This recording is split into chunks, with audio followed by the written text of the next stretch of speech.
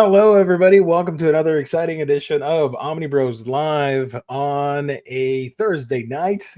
Tonight, we got some manga to discuss. We got some solicits. We got some first impressions. We got some goofs. We got some gaffes, and a little bit of everything in between. But most importantly, we have you, wonderful people, watching.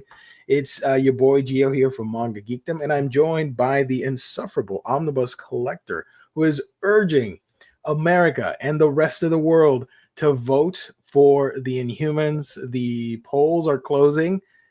We don't have a lot of time left. If you can spare just a vote or two, that I would be, or we would be, so grateful for your consideration. So I know it's not a manga, but it's manga adjacent to this show. Why the hell not? So how you doing, Riley? I'm doing well. I'm still opening packs. Yes. For context, I hooked our co-host into, or I was going to say bribed, but that was a little too mean. I convinced my co-host here to download TCG Pocket, which is my favorite app at the moment. The game, whatever you want to call it, I love it. I play pretty much every day. I'm on it building decks and collecting and all that stuff. And I'm a huge Pokemon fan. That's my favorite video game franchise. I love it till the day I die. That's going to be my go-to, and the game's great. And if you don't want to pay, you still have fun, and you can compete, win, collect, and do all those things. So I think the app developers really did a good job of balancing the free-to-play aspect and the what's the other term? Pay to win. So either way, you're going to have fun. Just playing TCG. So yeah, sponsor of the show, Pocket Tournament. Thank you everybody for tuning in. Let's give a shout out to our sponsor for tonight's broadcast. That is InStockTrades.com, your home for collected editions. You get your omnibus, straight paperback, hardcovers, manga, and more for great discounted prices that range from 30 to 55% off at times. Free shipping in the US when you make an order of $50 or more. Then there is the loyalty discount, which adds an extra 2% discount to your order if you make it on a week-by-week basis. So that 55% off book just became a 57% off book. Think about that. Almost 60. You're not going to get that at the other websites. You get it at In Stock Trades. Great packaging, wonderful customer service. That you can only get at IST, as the kids like to say. Also, at some point, I was going to say at the end of the month, but at some point during the month of May, still a lot of shows left, we will be doing a gift card giveaway valued at $50, courtesy of In Stock Trades. So you got to tune in Mondays, Thursdays, Fridays, 8 p.m. Eastern Standard Time to see if you can win. So shout out to our lovely sponsor, InStockTrades.com. Let me highlight the page here real quick. The current deals of the week. If you want to find out about the new ones before they go live on Tuesday at noon Eastern Standard Time, you got to tune in and watch the Monday show. We reveal that towards the end of that broadcast. So right now, these are your current deals of the week. You got your new releases, a lot of manga, a lot of comics, top sellers, of course, and your different sales. You got clearances, damages, red tags, and right now there's a new creator spotlight on Mike Mignola. So if you're a fan of Hellboy or want to get started on Ape Sapien, BPRD, Hellboy, all that fun stuff, one of my favorite comic universes, you can't do no wrong with some Hellboy in your life. So yeah, they got the library editions. You can see the omnibus editions here, 41% off. You got the standard hardcovers, BPRD books, the Ape Sapien Omnis, the trade paperback, whatever, but they're like omnibuses. All that at InStockTrades.com. Got them.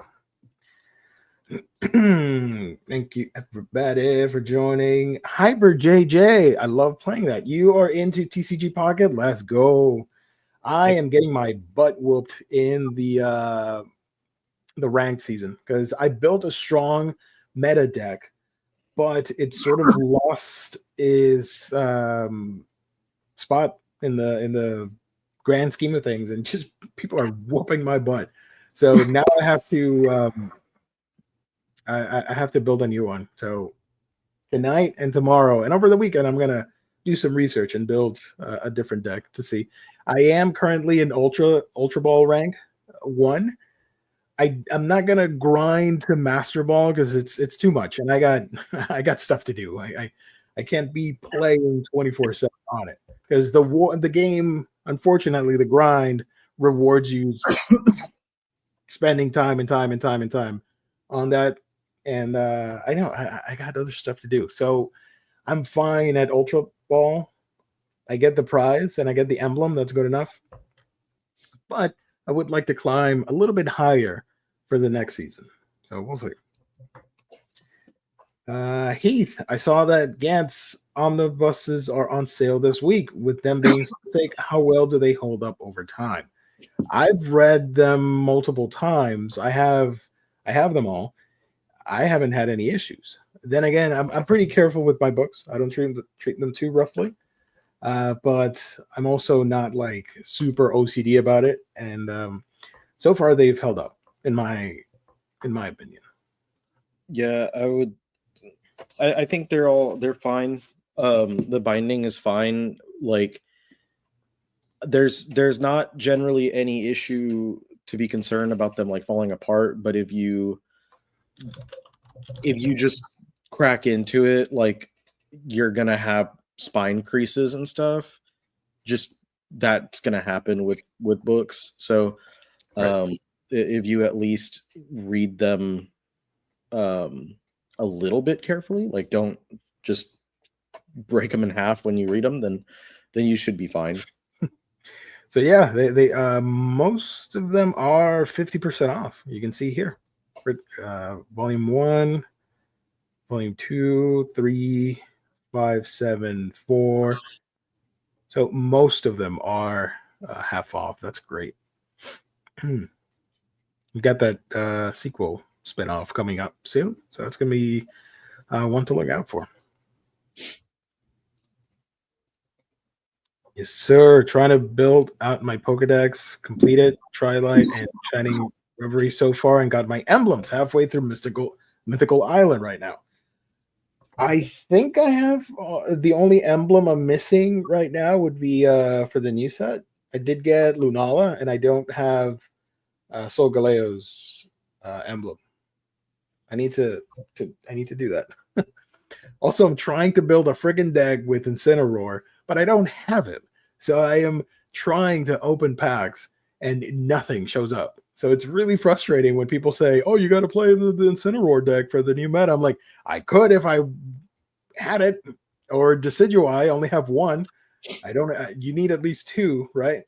To play these things, 2 per mon, but nothing so far. Anywho, this is not a TCG Pocket stream, and I'm going to alienate 60% of the audience. This is a manga podcast. Thank you, everybody, for hanging in there. Riley, did you happen by any chance to haul anything that the peeps would like to know about? I did actually get a couple things in this week. Also, while you grab those, I have 3 packages of graphic novels and manga, and they are all lost in somewhere in the Bermuda Triangle. I don't know. I haven't hauled anything in ages, and it's getting pretty frustrating because there's some stuff in there that I really, really, really want to check out. Not just manga, for Western comics, and nothing. I think the last book I showed you guys, actually, no, wait. That is a complete lie. I am so stupid. Hold on. I have to give a big shout out to a viewer of the channel, friend of the show. He typically does not watch the Thursday stream, but Doc Elevator regularly watches the Monday and Friday stream. He's not that into manga or anything. But on a month, I don't know if this was 2 weeks ago or a week ago. I think it was a week ago. I told people that I had grabbed, where the heck is it? I am not a professional. I told people that I finally bought Inspector Volume 1. That was on a Monday show. I don't think I talked about it on this episode. And you might be thinking, but don't you have this already? I have from volume 70 up until the recent one, which is 21. And I love Inspector. I just don't really like the first arc that much compared to the rest of the series. Plus, I had already seen the anime, so it was just a recipe for disaster for the collector mentality, where I'm like, I already I didn't love it that much. I already know what happened in the first 6 volumes. I'll get them eventually. I just keep, because the show ended. I'm like, oh, I love this, so I'll keep buying from volume 7 onward, and then I'll go back. But that action of going back never happened until now, where I just said, screw it, let me just start picking them up. So I grabbed volume 1. And the thing is, if you know about Inspector, volume 5 and 6 are, at this point, like grails. They are really, really out of print and really, really expensive.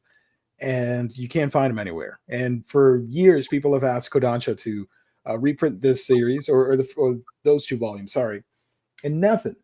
So I was telling that on a Monday stream, and I believe Lou found a volume 6 on eBay for cheap. I got a little bit too late to it and couldn't grab it, but that's okay. And then Doc looked at, I don't remember which store, and found a volume 5, which is what I have here. Volume 5 for how much was this? The standard price is $10.99, but I think he told me it wasn't $10 or something like that, or maybe it was retail. I'm forgetting right now. But the thing is, to find this out in the wild for retail is amazing. So he graciously sent this to me as a gift, and I am so thankful. Thank you so much. I will highlight it again on a Monday so we can see the book here. But heck yeah, I am so excited about that. And I went ahead and got the missing volumes, which would be 2, 3, 4. And volume 6, I'm going to have to do some research on it to see if I can find a good deal somewhere on the internet. But yeah, Inspector, that's what I hold. Here's volume 1 and 5. Or volume 51, right?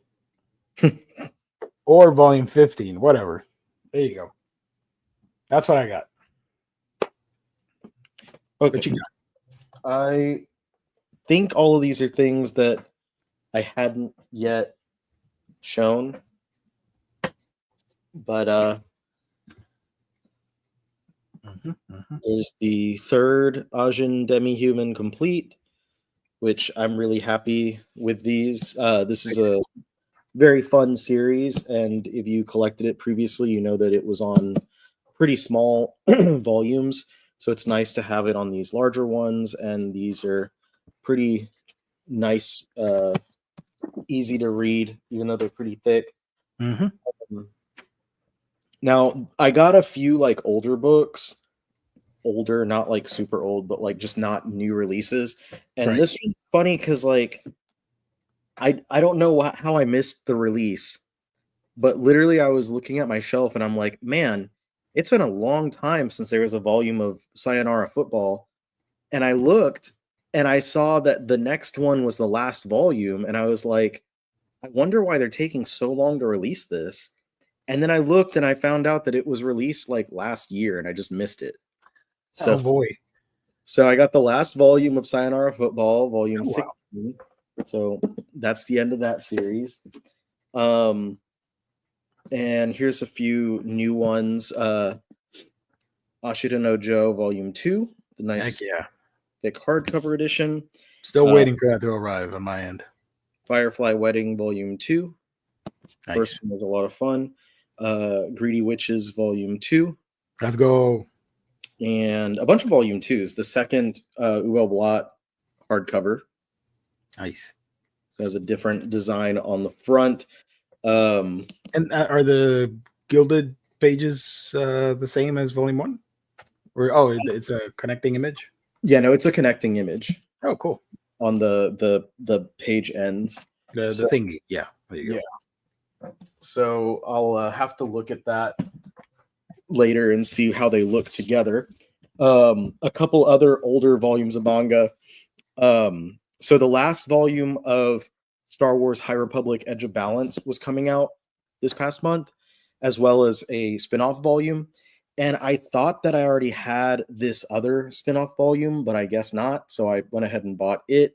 And then I realized that I had every Star Wars manga from Viz outside of this, and then the adaptation of Guardian of the Wills, which is like I think a young reader novel that they adapted into a comic. Yeah, novel by Greg Rucka, actually. Oh wow, Greg Rucka. And then just Friend of for the show. shits and giggles, here's some comics that I got. Yo, let's go. Transformers Book 1. I got that, and it's still missing. I don't have it, and it's kind of pissing me off, honestly. Well, it's nice. So when you get it, you'll Right. be happy to know that it's a very nice looking book. I'm surprised. I thought you were gonna go with the variant. I liked this one better. Okay. I just chose that, and I don't know if anyone's asking or going to ask, but I didn't yet get to order the Kickstarter stuff. Kickstarter, yeah. Yeah, I know that ended yesterday. I couldn't swing it because I just bought a new couch. So it was like the couch and the Red Eyes Black Dragon. Right. But Jess let me know that Organic Price Books does have them on pre-order, so I'll do that soon-ish, whenever I can. So I'll get those. I also got, here's a couple of older things, paperbacks. I don't do many paperbacks comics anymore, but Spawn Dark Ages Complete Collection and the Hellspawn Complete Collection. I have all the Spawn compendiums, so I decided to grab those as well. And the third Savage Dragon hardcover. Every time I get one of these, I'm like, yay, they're doing Savage Dragon in hardcover. And then I'm like, there's going to be like a million more of these. Right, yes. It's going to be a journey. And then Nightwing, the Rebirth era omnibus. I like that spine. That's awesome. This is Tim Seeley and Tom King after Tom King's Grayson series. Right. I wish they used this on the cover. That would have been sick too. Yeah. I love that cover. Yeah, and then I think they already announced that Tom Taylor is going to be getting Omni as well. So we'll have a nice good chunk. I just hope that DC goes backwards and does Nightwing by like Dixon Omnis. Yeah. So, Savage Dragon, I just want Jason Pearson's story and I'll jump off. I will jump on every volume. H Field, thank you for joining. Appreciate it. So that's everything I have right now. I'm probably missing something that like I read and put on the shelf already, but that's what I got right now. I need to order Ubel Blatt through Crunchy. I'm thinking Crunchy has yet to actually no, they did respond to my inquiry because they started charging sales tax on books, and I'm like, nah, you can't do that by law. So I sent them a nice email. I wasn't angry or anything. I was trying to get to the bottom of things, and I received two messages. One was like, thank you so much, we're gonna look into it, and then the second one was like, we're still looking into it. I don't know what else you need to look into, but whatever. So they sent it to a higher up, and they were gonna contact me back, but it hasn't happened. I think that was a week ago. So we'll see. Until then, no Crunchy support for me. They have they have an ongoing ban in the Manga Geekdom household factory right now. Sorry. I got my Ubel Blot on Alibris, which is where I pretty much get everything that's not Kodansha, I think. Right. Anything that's not on on IST. I've been just going to Libris because they're cheaper than Crunchyroll. And they haven't. I think I've gotten like 1, maybe 2 books that were like in less than perfect shape, but I'm not a stickler. Like, right. I read my books, and sometimes they get damaged while I'm reading them. So it is what it is. It is what it is. Folks, let's do a quick little transition here. We got some solicits. Let's do that first. It's been a while. This segment is brought to you by Vampire Manga over at Viz Media. I just noticed the ad. Pretty interesting. Opposite ends of this spectrum here. Otaku Vampire's Love Bite, and then all the way to the end, Call of the Night. Very different romances. Rosario Vampire in there as well. Like they are not discriminating. It's a vampire, and the people are hot in it. Go. Let's put it in there. All right. So 7 Seas announced a bunch of books, and some are pretty interesting. One book in particular surprised the hell out of me, and I did not. Well, I was shocked, but at the same time, I'm like, yeah, that makes sense that it would be licensed. I'll tell you in a minute. 7 Seas, okay. The first one on the list, by the way, we're using A&N because I'm too lazy to get each individual page. Sorry. The Beast King and His Apprentice. This is by Tatsuka Konda, Asahi Sakano, and Momochichi. That's a great name. Volume 1 comes out February of next year. Tina, an adventurer, is gravely wounded while dungeon diving, and who should come across her but Garen, not just a monster, but the Beast King himself. In exchange for saving her life, Garen demands that Tina help him treat wounded monsters. The beginning of a fantasy story, humans, monsters, and medicine. I actually checked this out through this High Seas, and it was fun. And I'm like, man, I wish this would get licensed. So I'm really happy that it's coming out. I will pick this up. Beast King and His Apprentice, by the way. If you have been watching the show for a while, you know that I stumped the non-manga readers in in real manga, fake manga. I got Jess and Lou and stumped them on this when I read the description. They did not know what this was. So I'm very proud of that. I will be picking that up. The next one here is the light novel version, or the original, from Magical Buffs. The supporter caster stronger than he realized. The manga is already out from 7 Seas, and I think around like 2 volumes are out, or 3, something like that. They use the cover of the manga for that for some reason. Right. So this is the cover of the manga. Don't be confused. And this one comes out in February as well. Beast King artist also did the Shonen Jump series Guardian of the Witch. Nice. We are getting a show where Jess reads. I need to set that up. But then again, there's so much stuff we haven't set up for Omnibros, like Mario Party. So it'll happen eventually. We'll see. It makes him sick. Like it gives him a headache to try to read the backwards stuff. Yeah, I don't bother anymore. I get it. It's cool, whatever. But it's always fun to get his reactions on these plots. Yeah. So.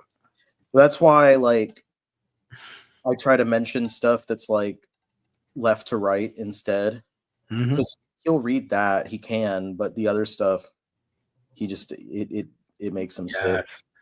See, we get it, but there are some newbies that are watching Omnidog's Vault, and they're like, "Wow, wait, why didn't you read the manga?" I'm like, "Oh, child, you have much to learn." I just don't want to like make jokes at his expense when it like actually hurts him. Right. Also true. Yeah. But he did enjoy Omar's reaction to MILF Party. A lot of people did. Yeah, that got a lot of views on the YouTube. I'm not gonna read this description, but you can read it. You can pause it if you want and check it out, or check out the manga. And I'm pretty sure this has an anime in the works. So yeah. This title, holy crap! I did not think this would get picked up. But then again, it's Ghost Ship. I'm like, oh, all right, yeah, that makes sense. This one is pretty not safe for work. Like, whoa, like I can't. If I grabbed this book, I couldn't show it on a stream, like at all, from what I remember. This is Lilia's Pregnancy Spells the World's End from Shinta Sakayama. This comes out in February. All these books are February, right? Volume 1.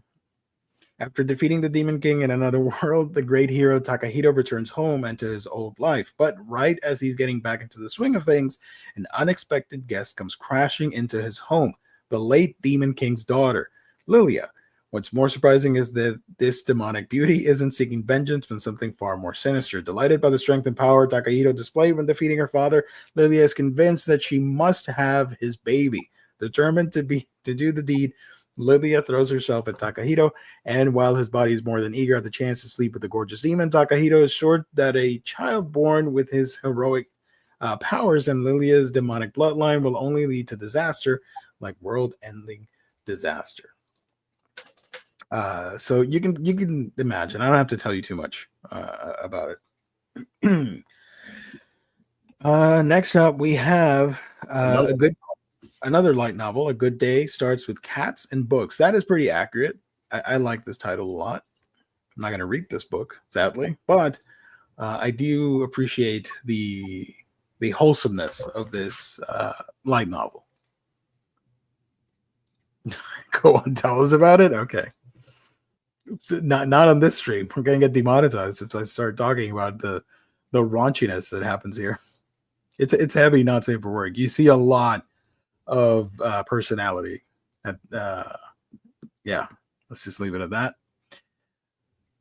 The Ancient Magus Bride Fragments Collection. Now, I am interested in this. I have most of Ancient Magus Bride. I do want to collect all the stuff as well. Ancient Magus Bride is Chise's story, but other lives, other stories are interwoven within it. Each of these beautiful tales, fragments yet complete in a single chapter, have finally been brought together in this long-awaited collection. Super excited for this from Kore Yamazaki. This is, for me, this is going to be on my list for next year of the things I'm most excited for manga. Nice. So yeah, if you like dark fantasy, and if you're a fan of Ancient Magus Bride, actually read Ancient Magus Bride and then pick this book. Don't let this be your first experience, or maybe watch the anime and then come back to this. And then we have here Ghost and Witch, which is also really exciting. This is by Kore Yamazaki. Running away from her home in Japan to distant Ireland, the young Saku takes her first steps in a brand new country, and she's not alone. Though she appears to be traveling solo, a mysterious being has possessed her and is leading her on a mystical journey. But when she finds herself up against an immortal, silver-haired witch who promises to grant her wish, a new path leads to her. I can't read tonight. A new path leads her to the gods. Will she find freedom from her possession, or is this only the beginning of something bigger? I love this cover. I love it. Can't wait for this one as well. So yeah, that's the list. What are your thoughts on this batch? I'm definitely getting all 4 of the manga, at least to try them out. But I haven't read Ancient Magus Bride yet. And don't worry, I'm not going to start with fragments. I'm making it like a little like background mission of mine to get the original and like get caught up and stuff by next February when fragments comes out, so I can be ready. I know there are other spin-offs and stuff too, so there are light novels. I think there's an encyclopedia data book or something, and there are manga spin-offs, like 2 or 3 more. It's a pretty large world. I've only collected the main series, but I'm not up to date. I think I'm like 5 or 6 volumes behind. But it's great. I love it. Wizards Blue and Jack Flash and the Fairy Ace Files. There you go. And now this one here, the Fragments collection. That's cool. Hey, you know what? The most random thing. I have merch for this series, and it is a Funko Pop of all things. It's not expensive, but that's one of the rarer pops that I own. I don't collect Funko Pops anymore, but I still have that one from Homeboy, the one with the skull head. Anywho, that's all from Seven Seas. That's pretty cool. I'm gonna jump in here to a first impressions book that I am really excited to talk about. I have to read it while you're talking about it. It's all right. This one is Magical Girl and Narco Wars, published here at Manga Plus. We only have one chapter out. It came out this week, but immediately I'm a sucker for a quirky title and an interesting poster, key image, whatever the heck you want to call it. I'm there. And this one's by Yu Nomiya and Meiji Meadow. I probably butchered those names, but that's okay. I know they're not watching right now. Candy, a mysterious drug whose main ingredient is just ordinary sugar, is spreading like wildfire in Tokyo when Susui, a narcotics agent who has infiltrated the Yakuza to get closer to Candy's manufacturer, finds himself in danger. A self-proclaimed magical girl named Riri comes to his rescue. That pretty much tells you exactly what happens in chapter 1. So I'm going to spoil chapter 1, but I do think you guys might want to check it out. It's pretty dope. So I have to click on this thing. The story has themes of substance abuse and other harmful behaviors. Reader discretion is advised. So we're going to click here. Don't show again. We have been advised. Thank you, Manga Plus. The one big negative for this book, I wish the entire manga was colored, because when I saw this, my head just freaking exploded. I'm like, let's freaking go, dude. I need full colored pages for this, because this is my vibe right here. She's a magical girl, and we don't really know too much about her. We only see her here in these first 2 pages, but she is pretty violent towards her victims, or not victims, like the people she's pursuing or whatever. And we get an introduction to Candy. Scientists can't determine how candy is made. They just know that it's just regular candy, sugar, corn syrup, artificial flavoring, and that's it. They don't know where the craze comes, or what gives candy several times the potency of heroin or fentanyl. So, as was stated in the description, Susui is part of the Yakuza, and he wants to take down. He's made it clear, even to his Yakuza pals, that he's after candy. He's not a fan of it, but he's still acting like a Yakuza should.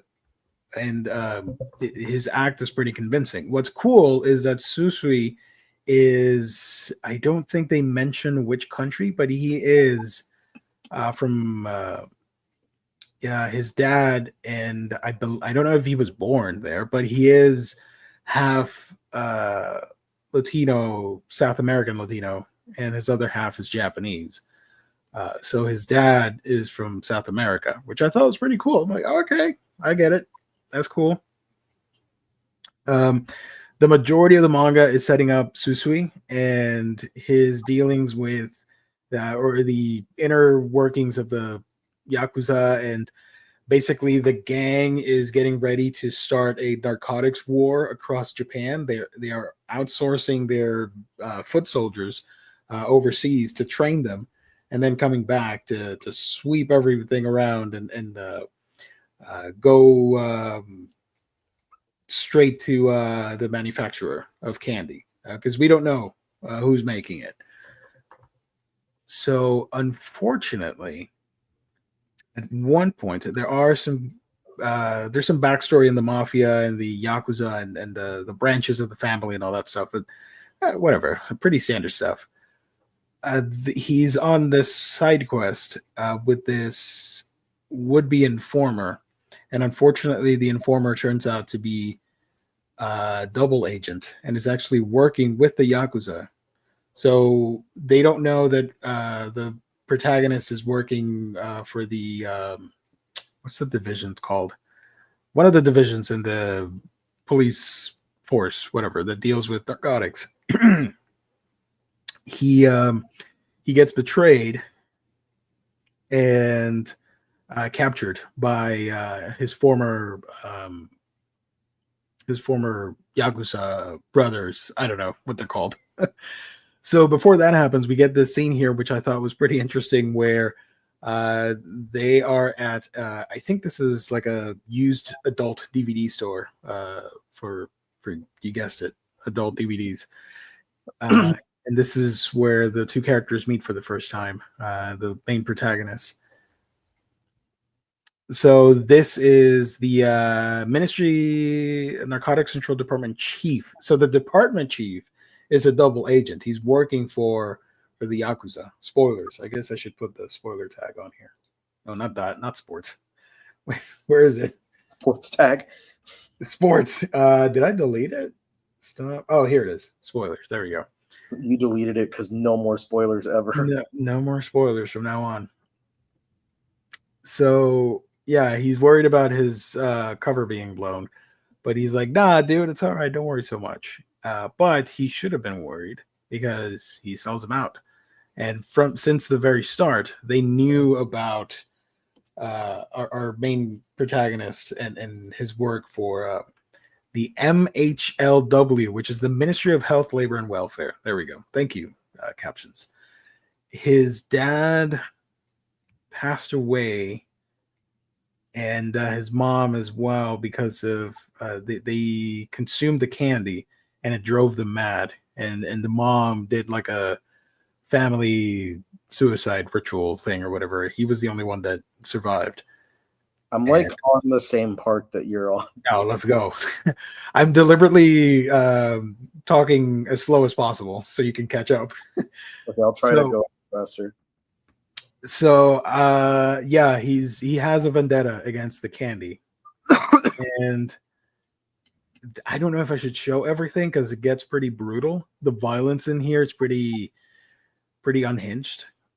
But that is one of the positives. I like it. I like that it goes for the grittiness.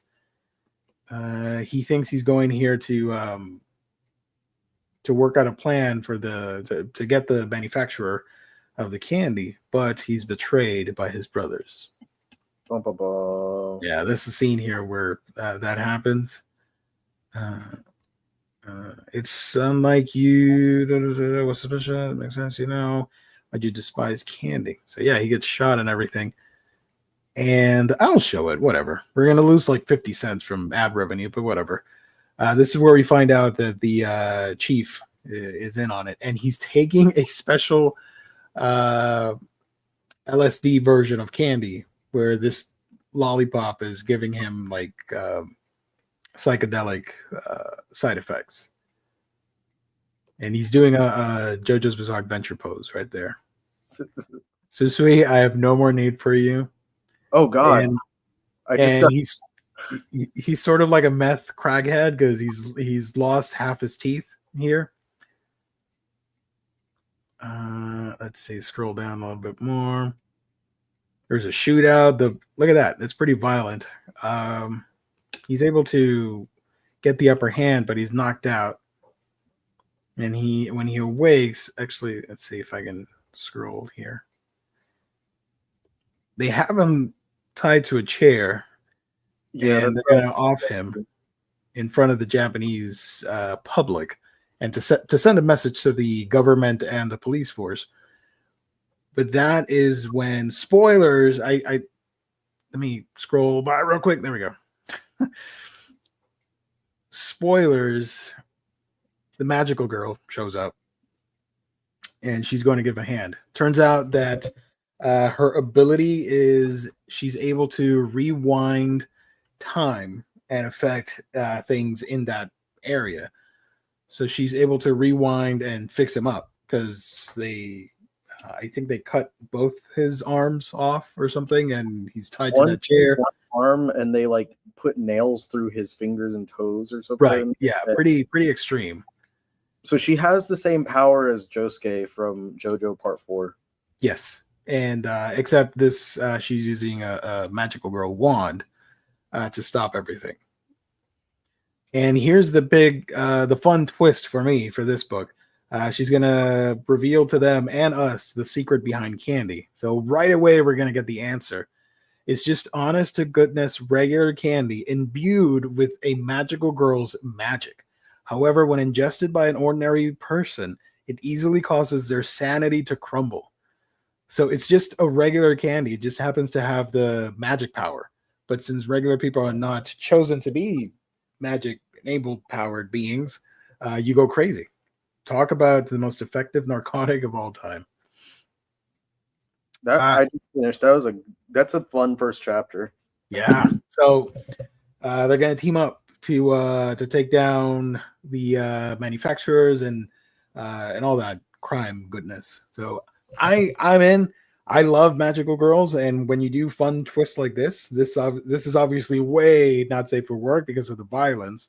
But I'm in for the gritty cop drama mixed with the super fantastical. Heck yeah, sign me up. The art ain't bad either. I like the character designs.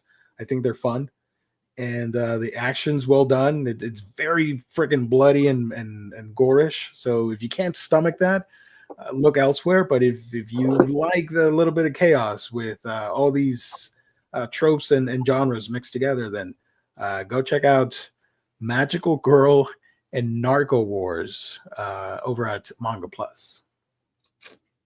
Yeah, that was a fun first chapter, and it's funny because like it starts out with the magical girl and the colored pages, and then it just went on for this whole stretch that was just about the candy, and I kind of forgot about the magical girl aspect as I was reading it, and then she comes back in. I was like, oh shit, oh yeah, right. Yeah. Oh. But yeah, so, I didn't expect for them to be like torturing him so hardcore like that. So that was really surprising. Yeah. So I would love to see more colored pages because this reveal here, the splash page, heck yeah, sign me up. Love it. Yeah, that was good. I recommend that to people who like good stuff. So there it is. Do you know these creators? I didn't recognize them right away. Look them up real quick. Let's see. So buy this for the children? Yes, absolutely. If you want to traumatize them, go right ahead. Once it's available for purchase. Yes. I hope it doesn't get canceled so we at least get one physical volume. Mia. No, I don't know Mia. Watashi no Kosoku Shiku Niki. Yes. I don't know that series, but apparently it was a 6-volume title from Peep magazine. Oh, interesting. And the other creator is Meiji Meru. Yeah. Danto no Archange. Set during the French Revolution. Huh. A 5-volume series from webcomic Zenyon. And that was in 2022. And prior to that, Panagea's Territory was a 3-volume horror series from Young Animal Zero. And then Omotenashi San wa Motenashi Tai. That one is a 2-volume supernatural comedy series from Kodansha's Shonen Sirius. And then in 2015, Okiaku Sama wa Kamisama Desu, which is 3 volumes from Shonen Sirius. Nice. So the artist, I guess, has several things, but the writer had, according to Baka, has only done one prior story. Right. Okay. Hopefully people read it. I think it has potential. I don't think it's going to be a super long story anyways, unless they throw in like random plot twists. But I hope they can write what they intend and for it to not get canceled right away, because you never know these days. But as I always say, non-sponsor the show, but I got to mention it. If you want to support the artists and read it free legally, you can keep up with it at Manga Plus every week, and you won't have to pay a dime, and you support everybody. So that's cool. Shout out. There is another one, but I'm going to save it for later because I didn't read it, which is this one that started today. I think it was today. I don't know if you saw this one. Gunze Arabaki's Magnificently Maniacal Menagerie. I saw that as I was pulling up this other one, but I didn't see anyone talking about it. An off-the-wall comedy where the weird is just getting started. I know there's a bunch of like animals throughout, but I haven't read it yet. Full Metal on Webtoon with a bad color job. Really? Let me check that out. Hold on. How do I do that? The art on Maniacal Menagerie looks familiar. That one is by hold on. Kyosuke Usuta. Webtoons Fullmetal Alchemist. Webtoon Fullmetal Alchemist. Okay. Can we read? Yeah, we can read one chapter, right? 10. Oh, okay. I see what it is. All right. So if you guys did not know, sorry about that. Webtoon is releasing Hiro Morikawa's Fullmetal Alchemist on its English language platform starting yesterday, actually, May 7th. The series will be presented in full color and reformatted for Webtoon's vertical scroll format, which is pretty interesting. Had they done something like that before, taking a famous manga and reformatting it? I don't know what just happened recently. Oh no, it was a Sonic comic that they put on Webtoon. Yeah, Sonic. The creator of that Menagerie one is the creator of Putofuku Jaguar. Oh, okay. The slice of life Shonen Jump title from the early 2000s. Wait, hold on. How do I need to sign in to Webtoon? What the hell? Do I have an account? Let me double check. Continue with continue with Google. I don't know. I guess Manga Geekdom has an account now because I just made it. All right. Whoa. Hold on, give me a second, guys. Let me put in my data.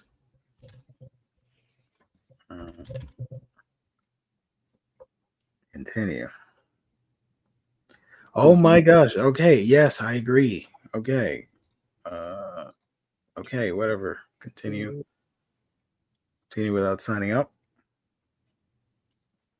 The new one, the Menagerie, is also a gag manga. I just looked at the description. I don't necessarily love that. Like, I'm fine with them, but they're not my go-to to read. Okay. We're in. Sorry. Long day. Fullmetal Alchemist. We need the eye catches. They're pretty iconic. Fullmetal Alchemist. Fullmetal Alchemist. Right. Fullmetal Alchemist. And then the hard thump, like the iron metal thing. Fullmetal Alchemist. Shoot. Hold on. Ah, my God. I'm so confused right now. Because I'm tired. I don't know what I'm doing. That's why I'm taking so long to highlight. There we go. Okay. All right. Viewer discretion is advised. Yes, I don't care. Yes, thank you. A lesson learned without pain is meaningless. All right, let's see the famous. Can you see this? Yeah, you can.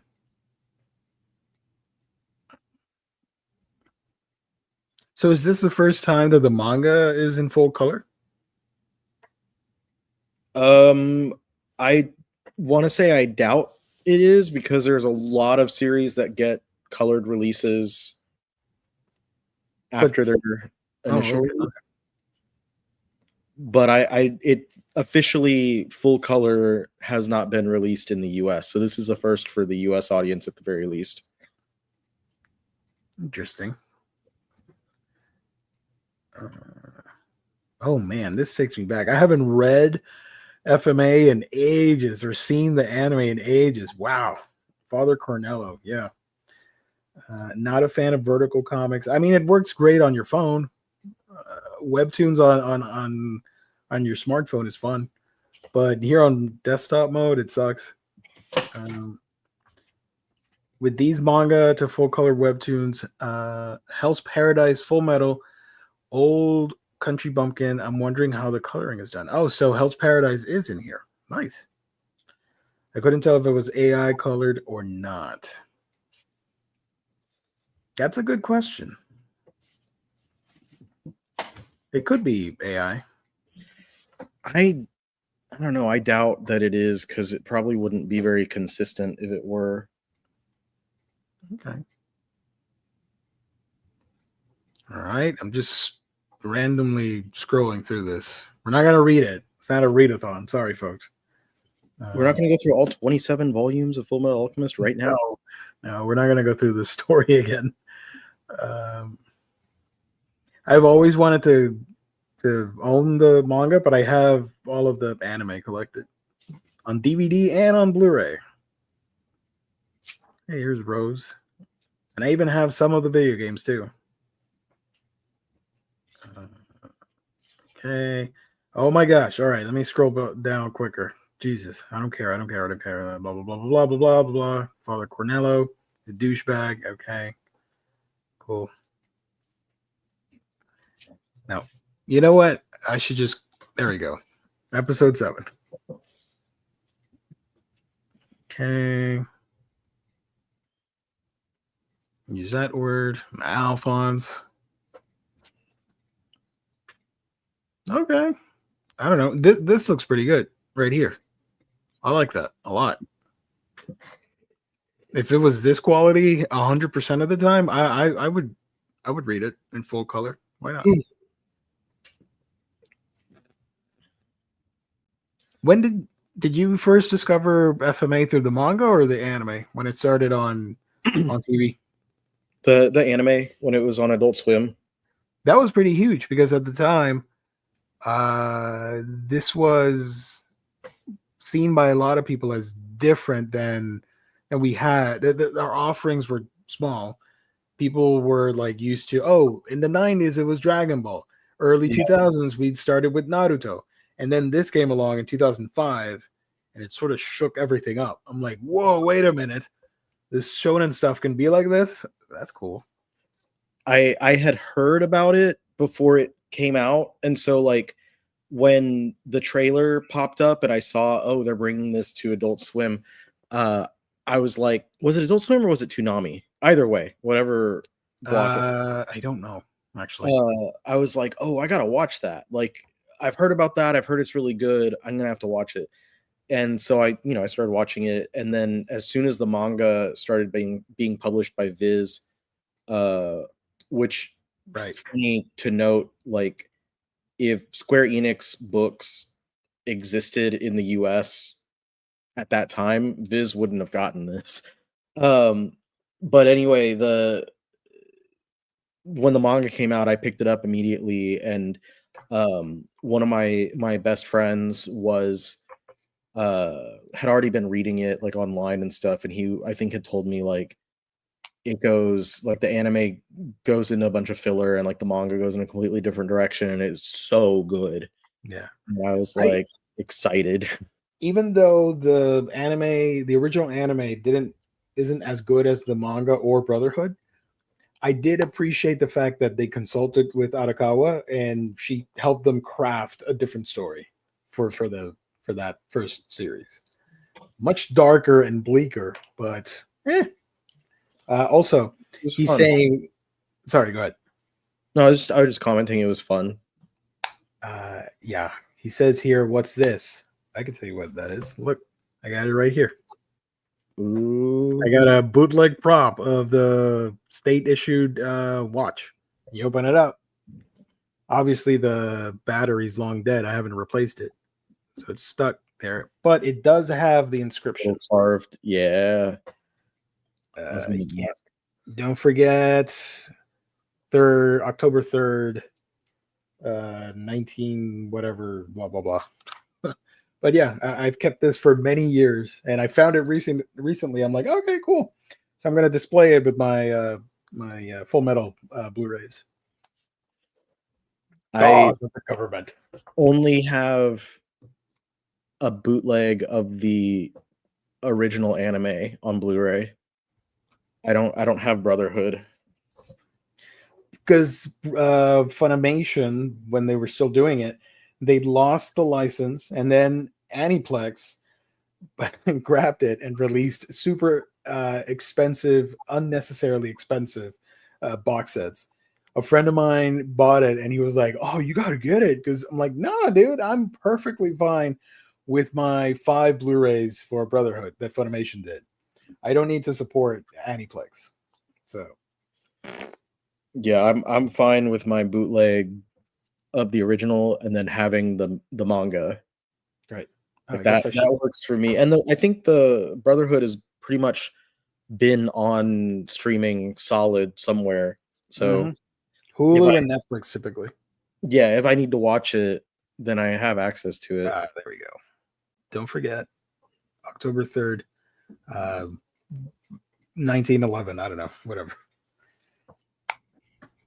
Warren is not a fan of FMA. Okay. I won't treat you harshly. Josh wants to ban you. It's okay, dude. Main reason I couldn't get into it was because of Edward. He was constantly yelling in the anime, which drove me away from the series. But I liked Scar and Mustang. Read the manga, because then you feel your own personality by reading that voice or whatever. So it may not be as grating to you.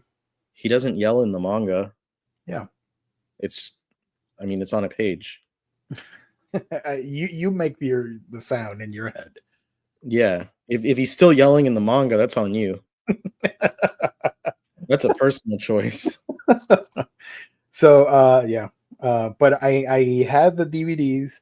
I remember when Conqueror of Shambhala was coming out. I picked up the collector's edition DVD of that.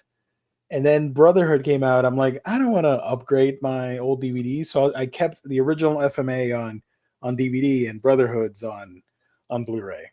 But I do have both. And as a fan of the franchise, because I did read it online, I have read the manga in its entirety. I just don't own it. I do, for the street cred, I would like to collect the hardcovers at some point and display them. I feel like I should as a fan, but I haven't. Very, very nice hardcovers. Yeah. But that's cool, I guess, for the webtoon crowd that might not know about I haven't read the manga or watched the anime, or the new generation, the new band of weebs that are coming up. They can check it out over there, I guess. I don't know. I feel like as it goes on, Edward screams less and less. Yes. Compared to what I showed at the beginning, yeah. The first 15. No, wait. The first. What was it? Up until the key moment with Maze Hughes, that arc and relationship was handled much better in the first anime. But since everybody saw that already, they did a full speed run through it, and it isn't as impactful in Brotherhood. But the rest of Brotherhood is beautifully adapted from the original, or whatever. You know what I mean? Don't like a lot of classics from Adult Swim crowd like Bebop or Trigun. I don't like it either. Read the manga. Forget about the show. Read the manga. You'll like it. I promise. Or maybe not. You do you. It's okay. There was something that I wanted to highlight here. Oh yeah, I don't need to pull up the article, but one of your favorite manga is getting an anime in the clear moonlit dusk. I don't know if you saw that. Yeah, I'm not very happy about it. I'm not thrilled because the studio is okay. I think it's the same people that made what is it? The other one from Kodansha, Sign of Affection. Yeah. I Was thought this that anime was well made. was it a sign of affection or was it a condition called love? Now I'm confused. Wait, let me do a little search here. A Sign of Affection. Let's see. I'm gonna go to Annie List because that gives me the studio. That was done by. Oh no! Wait a minute. No, hold on. Retraction. Hold on. The heck's making it? Moonlit Dusk. TV. Oh, I see. It's different. It's a different studio. East Fish Studio. Is that Oh, they did a condition called Love. Okay, you were right. Okay, my bad. Yeah, I'm not gonna. Sorry, I'm not gonna watch it. You just lost me there. I thought it was by the same folks that did a Sign of Affection, so I was excited, but not Condition Called Love. They butchered that one. No, I don't. I was hoping that this one just would not get animated at all because for like two basic reasons. On one hand, because um there's always discourse with shoujo adaptations, Right. and like people just get really crappy about it, like for some reason even crappier than I see people being with like shonen stuff. And so it's like you always have like just the biggest haters come out about it and like talk about how bad the series is and how bad each of the characters are, and it's like often they're just looking way too into it in the weirdest ways. And then this series in particular, I don't know why and I don't know how, but it's like this series just has its haters left and right. So the Oh, boy. combination of the two, the fact that there's a lot of people that already just shit on the manga as it is, and then the fact that like adaptations bring a lot of haters as well. I'm like, no, this is going to be terrible. And when it wasn't even officially announced, when it was just like rumor Rumors. or whatever that like this was getting an anime, there was already people like talking about how bad it is and like why is this getting animated? This series is so terrible. Like this is stupid. Blah blah blah blah blah. And it's like the arguments of why it's bad in the first place are all really dumb. It's like it's just a cute romance Mm-hmm. with characters that Right. like I really like the characters in this series, and people always, I don't know, like you can have your opinion if you don't like it and stuff, but it's just the like kind of veracity that like they go at it. It just becomes this like toxic environment anywhere people talk about certain series and anytime shoujo anime come out, and I'm like, I wouldn't even, as any fan of shoujo, like I wouldn't even want to be excited for an adaptation at this point, because knowing that you're just going to deal with like a lot of people just being crappy online. And the clear moonlit dusk irritates me as a series, but even though I don't like it, it still sucks to see a popular shoujo get a lackluster studio. Yeah, that is very disappointing. The rest of what they've done, sorry about that. East Fish Studio did Mirage Queen Prefers Circus, A Condition Called Love, Tohai Uda, a mahjong series, whatever. The daily life of a middle-aged online guy, shopper, I don't know. And now they're doing Moonlit Dusk. I don't know about that. Or, well, hey, sometimes they get their stuff together and they do their best work. So maybe they'll do that. Let's be optimistic. I probably won't check it out, but we'll see. I don't even know like what's irritating about the series, or like what there is to like not I feel like not liking it is one thing, but like the way that people talk about it, it's like Jesus Christ, like let me show you the key. it's a romance manga. Let me show you the key. Because this is all we have for it. No trailer, no nothing. So yeah. Hopefully it's good. Scheduled for January. So winter 2026. We'll see. Finally, before we close off this episode, actually, let me do this first because our sponsor forgot to do that. InStockTrades.com, your home for collected editions. All the manga that we talked about, all the cool releases, you can get them at InStock Trades. Great discount on books from 42 to 50% off at times. Free shipping in the US at $50. Loyalty discount adds an extra 2% discount to your books if you make those orders on a week-by-week basis. Great packaging, wonderful customer service. That is InStockTrades.com, our lovely sponsor. Be on the lookout for the $50 gift card, courtesy of InStockTrades.com. You gotta watch Mondays, Thursdays, and Fridays to find out when we do it. I wanted to highlight ANN for a quick second here because I saw some interesting headlines that don't really need to be discussed. I just wanted to point them out on here. Let's see. I just click here on the manga tab. Nope. Oh, manga. There we go.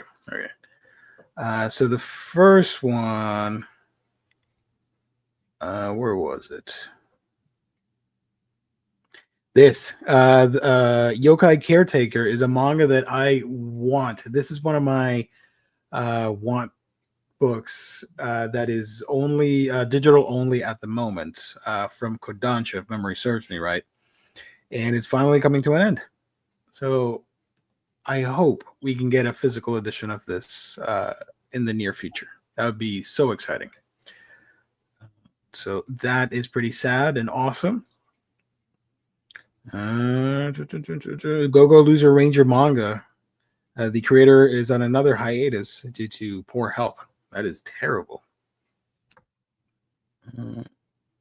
Webtoon added from Old Country Bumpkin. Okay.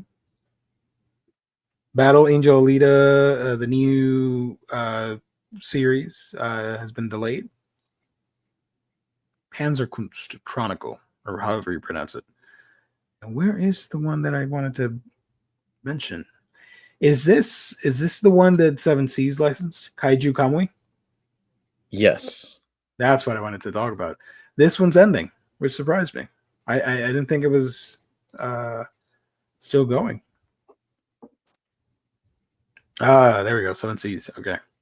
So this one is closing out soon. It's pretty interesting. And last but not least, Wild Strawberry, which I think I talked about on the show. Yeah. This one is reaching its end. Not canceled yet.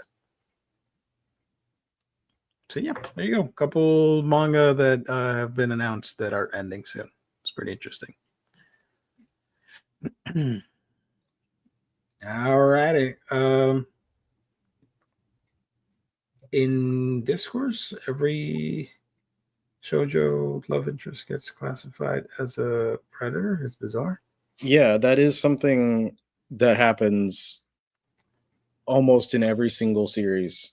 But why, like in the app Discourse, or Discourse as in the conversation? In the people, yeah, like in the conversation that people are having, like they always will label every single, like if the female lead is the main character, they usually will label the male lead as either predator or abusive or something else. And it's crazy. it's weird. But at the same time, like I don't know if maybe I need to just like not give any mind to people on Twitter, because Twitter is turning into like 2010 Tumblr at this point. Like with the how like kind of immature people are on like just constantly, and the way that they interact with things with media is approaching that same type of feel. No, wait. Any news on Edge Runners? That's Cyberpunk? I don't know. H Field. It irritates me. Oh, okay. I see. I got confused for a second. Because over the course of the manga, the creator literally feminized her facial features and diluted her androgyny. You can be present feminine with a more androgyny and masculine face, but I do feel like people specifically single out In the Clear Moonlit Dusk a lot when there's a lot of other romance manga just like it. There's a lot of toxicity in the shoujo fandom on Twitter. It's best to just avoid it overall. The change in the artwork, or the change in the way that she appears, is because the artist started using digital tools to make the artwork. So it's like a change in the style altogether, not just a change on her, but also there's a point that she never, like in the whole series, she never stated anything about wanting to appear a certain way. She never had made a statement about wanting to appear more masculine or androgynous or whatever. So like, as if she were an actual person, like in real life, you can have a time where you would prefer to present more feminine than preferring to present more masculine. So there's nothing wrong with this thing. It's all like the established stuff at the beginning of the series is like other people telling her that she is this certain way. And as the series goes on, it's not her like going away from that at all, or like who she was. It's just that she decides to do something differently. So I don't see that as an issue. I've discussed this with people. I know Colleen's at a concert right now, and I don't think Fatima's in the chat either to like say stuff, but we've discussed it before with other friends, and that's like the consensus we all have, and that's two non-binary androgynous often people like having that reaction, and then one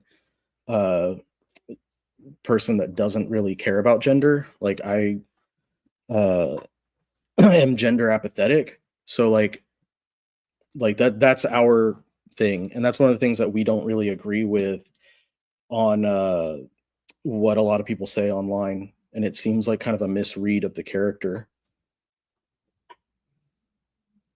I'm talking about her physical presentation, like the way she dresses and acts and stuff. I'm just talking about her actual facial features. Yeah, that's the artist changing from using digital. Okay. Because her like the style is very different in the later volumes, and it's not just like her being like, I'm gonna make this different. It's literally using a different medium or media to draw the series. All right. Well, there you have it. That's gonna be it. We're gonna close out a little bit earlier than anticipated.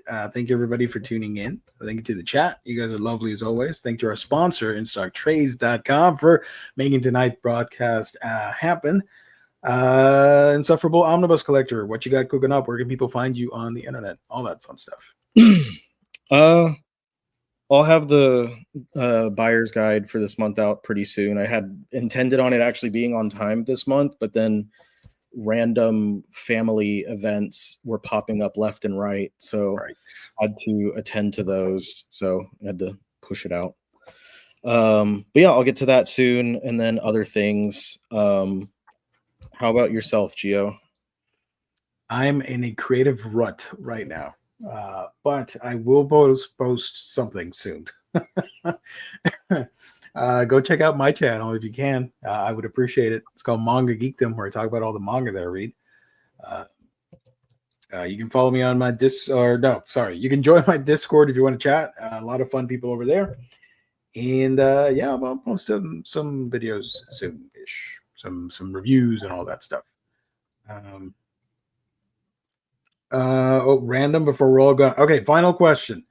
Random before we're all gone. Did y'all see that Nana figure with the band? It's really cool. I did not. Where can you type it real quick where I can find it? I can show it off real quick here. I saw it somewhere on Twitter. MILF Party will cure all your ills. Are you sure about that?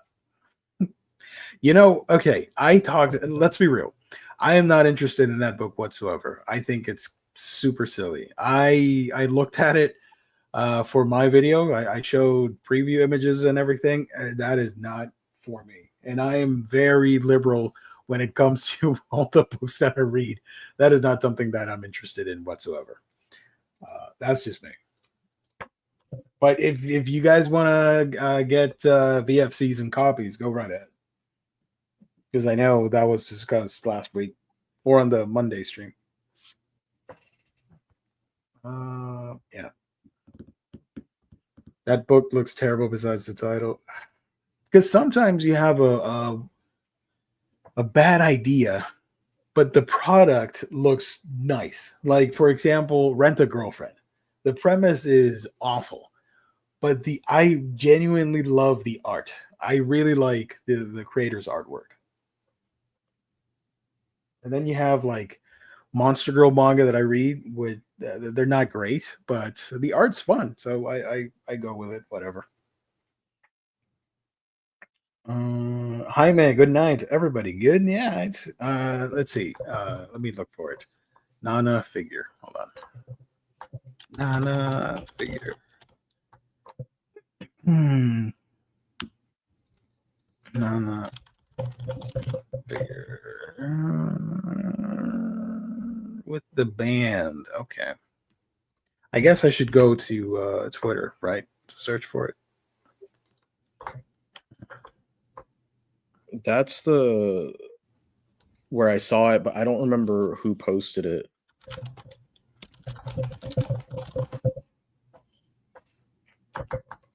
I don't know. Is it this one?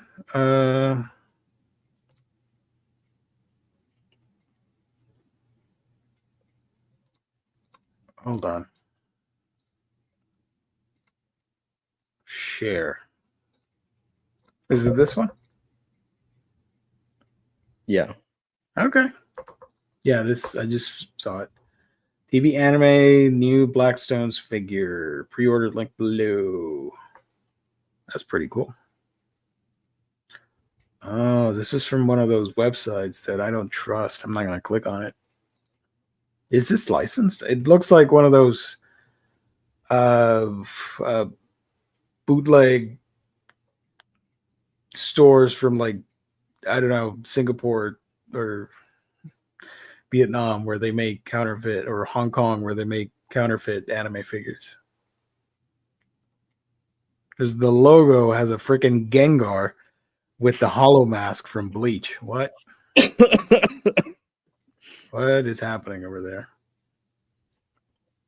Interesting. Can you imagine if they do Nana, they adapt it again, but it's all CG, like the one they used for the last Studio Ghibli movie, the one before the Parent. Yeah, the really shitty one by his son. Yeah, the one with the witch or whatever it's called. Was it his son or was it not? I don't know. Whatever. I don't know. Somebody. Earwig, the witch, or whatever. That one. Can you imagine that animation, but with these characters? The sad thing is, I'm gonna have to watch that at some point because I don't think I mentioned it on here. I know I told you, but like we finished watching every DreamWorks movie. Right. I know I told you that I was doing it. So we finished that. It was like 50 movies. Cannot recommend. And then the other, like, I was like, oh, I've got every Ghibli, like, and I haven't seen a handful of them, and I haven't seen another handful of them in years. So we should do that as well. and we're gonna do that at some point. And that movie is on the list, so I'm going to have to watch it. I don't know how Riley watches so many movies. I've been slacking. On some days, like, I mean, I work from home and I can just put stuff on in the background, but on the days when both of us are here, I generally will just have movies on the whole day and like do other stuff like building Legos, or like I'll be doing something else. I don't know. I'll and just have the movie playing, or puzzles. We were doing puzzles, and so movies just play in the background when we're not doing anything else. And it was 50 DreamWorks movies over the course of I want to say about 3 weeks, 4 weeks. So it wasn't like we all at once. And I did the best that I could to like watch all of them legally, but the last like 8 or 9 total were I went to the Pirate Bay because I was like, I'm not buying Turbo. I'm not spending money on B movie. I'm sorry. But honestly, and I apologize for everything I'm about to say. B movie, I never watched it as a kid. I only ever knew it through memes. It was not as bad as I thought it was going to be. I thought it was easily going to be slotted into F tier. When we finished, we're like solid C. Like it's, I mean, it didn't go up there. Like it wasn't with the upper echelon of movies, but like solid C tier. I was building a puzzle, so I wasn't like watching it. I was like listening the whole time because I didn't really care. But even just listening, it was just like so many jokes per minute. Like JPM was so high. And it was just like quips. I was like, Jesus Christ, it's like written by Spider-Man on crack. And it's like there's so many puns. And I was like, this is not a movie that was made for kids. Like this was a movie that they wrote with adults in mind, but had to make it friendly for children. Exactly. It is surreal. It is so surreal. And it's like also the boyfriend, like part of me wanted to watch and be like, oh, he's just like reacting like crazy because a talking bee is like flirting with his girlfriend. But like he also was a piece of shit. I was like, I don't feel bad. Like he was a shitty guy. And like and all the memes, I was like, I expected for like the bee to legit like get it with the girl, and like they didn't. Like they just kind of like flirt a little bit, but like that was never really the thing. Like you could read into it however you want to, but like yeah, they're pushing the narrative. And then also one of the funnier parts was because John Goodman is in there as like a lawyer or whatever, or a judge, I forget what, but he's in the court and he's going on, and because he's like proselytizing in like everything he says, he sounds just like he does in Gemstones as Eli Gemstone. And oh my god, yeah, the final season of Gemstones was playing, and so like we had, I think, just watched one of the episodes and then jumped over that, and I was like, oh my god, Eli Gemstone. And it's so funny.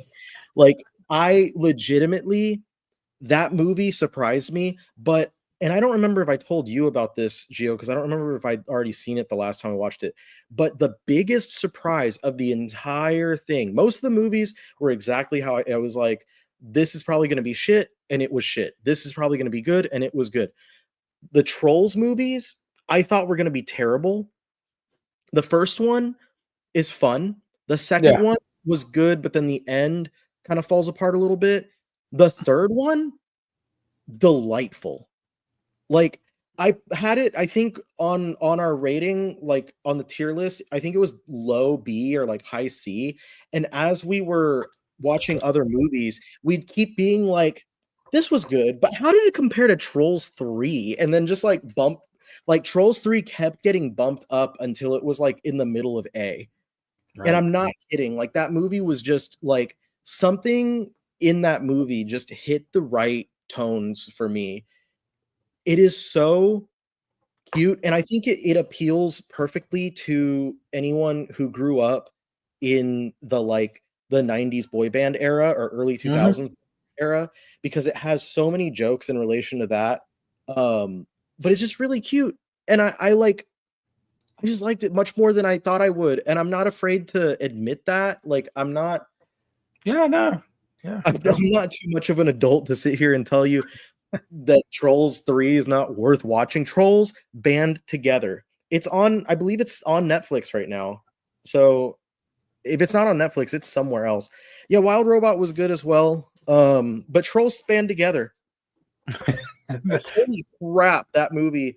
Like that's your shit right there. Yeah. It was so funny because watching the first Trolls, we're like, that's kind of silly. Like you put it on, and we're like not expecting to like it at all. It's like a couple jokes, and we're like, I'm not really laughing. It's just a chuckle because it's kind of stupid. And then like I was acting like I'm a 16-year-old watching like a kids movie. I'm like, it's not actually funny. And then like something happens, and I'm like, okay, that was funny. I'll give it credit. That was actually funny. Yeah. Like the latter part of the movie, and I'm like cracking up. Your friend did a great fucking job. Hell yeah, let's go. I love not just the design of the trolls, but the texture, because they look shout out Geo for sending me flocked Swamp Thing, but they look flocked. Like they look like they would be just lightly fuzzy to touch. And the third movie, one of the other things aside from the boy band references that was really fun is that the whole plot is like they have to go searching for the main like male trolls brothers that you didn't know about until this movie. Spoilers. And so they go around to different places around the world, and each of these different areas is populated by different toys. And there's like one of them was like they kind of were like puppets, and then there was another one that like and the one with the puppet-ish looking things, they were it was like an island, and the water looked like those Zorbies or whatever they're called, Orbi, those little things that you put in the water and they kind of expand. Oh, okay. And, oh my god, that's so cute. Like that's really clever that they did that. And the enemies, I don't know if y'all recall this, but there's little toys called what are they called? Betty Spaghettis? Betty Spaghettis. Betty Spaghetti, wow. And they have like spaghetti hair and like noodle arms and limbs and yeah. shit. The villains of Trolls 3 Band Together, they don't explicitly say they're Betty Spaghettis, but they are Betty Spaghettis. Right. They're great. And the voice cast, fantastic all the way through. It's celebrity voice cast, so if you don't care for that, like I apologize, but it's really funny. I really like, I probably will, just because I don't have it. Like, I'm like, I want to watch every time I go to the Walmart and Target, like looking for other stuff, always have to go through the toy aisle. And I've been seeing like the Trolls toys, and I'm like, I wish any of these actually looked fun, because I would put the Trolls toys, specifically the Bergens, they were the antagonists of the first Trolls movie. And they're the ones that actually look like trolls. Like they look like legitimate, like ugly trolls with gnarled teeth. And they come back in the third one, but it's like the king and the his like he's getting married to another Bergen that like they started dating at the end of the first one. And it's the cutest shit ever. Like they're the cutest characters. They have their wedding, it's adorable, and then they like help the trolls to defeat the bad guy at the end of towards the end of the movie. I love it. Yeah, Betty Spaghetti. Those are, oh my god, I just went on a nostalgia trip in my head right now. Holy crap. So yeah, if I learned anything from DreamWorks, it is that The Trolls movies are way better than they should be. Your mileage may vary. I don't know. Warren probably hates them. I'm just putting that out there. But We circled back to Warren. Okay. it tends to be true. If I love it, you know. But in a couple lives from now, we're gonna see a bunch of Trolls figures. Dude, I don't know. Hey, hey, maybe I'll go with the what were they called? The protectors of the stone protectors or whatever. The ones that were like big muscular trolls from the 80s. Yeah. I'll get some of those. So why not? Yeah, that's what's cool about collecting and enjoying that stuff. All the other like good DreamWorks movies are the ones that you expect are good or that you've heard are good, and the bad ones are the ones that you assume are going to be bad. But Trolls was the only one that for me really like launched past my expectations. Yeah. Barry Benson's grandpa alluded to hooking up with a grasshopper in his youth or something like that. I feel like it straight up says it. If I'm remembering that, because I do remember something. B movies really is a film for the parents normally put upon to have to endure dumb children's movies for their kids' greater happiness. And here's the link for Josh's friend. You can check out their art. It's great. I couldn't even imagine if I had watched that as a child. I don't remember I think I was a teenager when it came out. I don't know.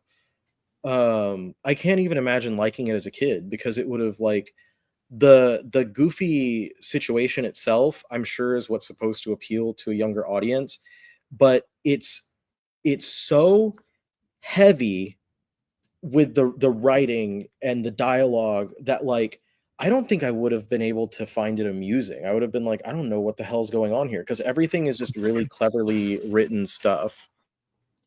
I was just explaining to the audience about why Trolls 3 was great.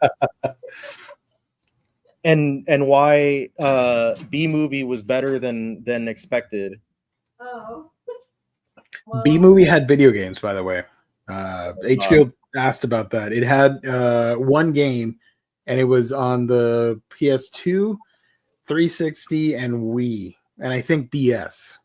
Way too many, if you ask me, for what it is. Jeez. Yeah. Well, that's all I got as far as the DreamWorks stuff. I do have a tier list. If y'all are nice, maybe I'll share it next time.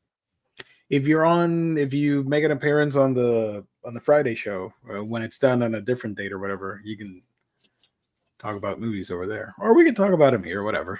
I can put it in the Discord, but I haven't shared it yet in your Discord because I didn't want people to get mad at me. My Discord? Come on now. They are good people. I shared in Discord with Colleen, and Fatima got mad at me for putting Spirit so low. Spirit's the one with the horse, right? Yeah, I always hated that movie, though. I'm indifferent towards it, honestly. Don't really care. I am going to sound so dumb. If you guys in the chat are not on my Discord and you would like to join, I would appreciate it. Self-promotion? Yeah, but doesn't matter. That's my Discord link right there. Appreciate it. Is that everybody's there? All the cool kids are in the Discord on my Discord server. Oh. I'm the biggest troll in Geo. Wait, what is that? What you got there? Ube. Taro Mochi. Oh. Moro. I thought you had like a troll thing. I'm like, what? Did that die in there? Or did you suffocate it and melt it? But no, it's a cake. That's a lemon sugar or something. Oh, I thought they were giant salt crystals. I was like, Jesus. And that's literally never. HBO, I think you would have a fun time. It's pretty wholesome over there, on mine at least. I don't know about other places, but you can be pretty chill over there. The people in the chat are over there as well. Friends of the show that are not here right now, they're over there. It's good. Nice. Anywho, that's it. That's all we got for tonight with our extended DreamWorks movie talk. We'll be back tomorrow with another Omnibros stream. Until next time, have a great weekend, and we'll see you next time on Monday for me, and then Riley and I on next Thursday. So thanks for watching. Hit the like button, share the video, all that fun stuff. It would mean a ton. It's a simple gesture that goes a long way for the channel. So thanks for watching, everybody. Bye. See you all next time. Bye-bye.